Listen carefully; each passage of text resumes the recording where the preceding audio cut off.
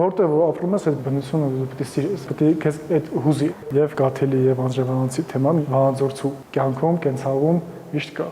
Անձրևանոցում ու Կաթիլի մեջ հայրենի քաղաք Վանաձորն է, Կոլիզեումը որպես պայքարի խորհրդանիշ կնոջ ծնկներին։ Վանաձորի կերպարվեստի թանգարանում բացվել է երիտասարդ քանդակագործ Գեղամ Բեկջանյանի անհատական ցուցահանդեսը։ Վանաձորցի արվեստագետը սկսել է նկարչությունից, արդեն 10 տարի նաև քանդակագործությամբ է զբաղվում։ Ստեղծագործում է իմպրեսիոնիզմի, սյուրռեալիզմի եւ ռեալիզմի ժանրերում։ Կնոջ համար մղվող պայքար։ Պայքարի սիմվոլիկան այստեղ Կոլիզեումն է, որը բոլորիս հայտնի է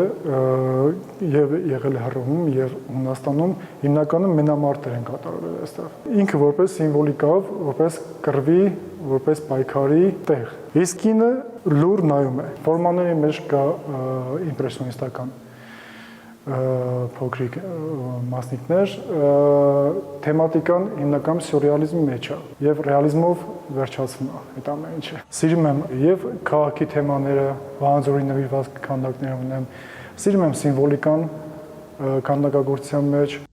Դիմաքանդակներ, տարբեր կոմպոզիցիաներ, քարից, փայտից, բրոնզից, այլ մետաղներից պատրաստված քանդակները ներկայացնում են կյանքի շրջապտույտը, մարդու ներաշխարհը, առաքելությունը։ Թանգարանում քանդակագործի 13 ստեղծագործություն է ցուցադրված։ Որպես թանգարանի ղեկավար իմ գործունեության մեջ առաջնային տեղ եմ հատկացրել երիտասարդ արվեստի պրոպագանդմանը, հանրայնացմանը եւ առաջին քայլերը սկսել ենք մեր համաքաղաքացիների արվեստը ցուցադրելով։ Գեղամ Բեկջանյանը Վանաձորի շնորհալի քանդակագործներից է, ում աշխատանքներից կարող եք հանդիպել նաեւ քաղաքում տեղադրված։ Գեղամ Բեկջանյանի բազմաշերտ եւ խոր փիլիսոփայական արվեստին այցելուները կարող են ծանոթանալ մինչեւ հունիսի 10-ը։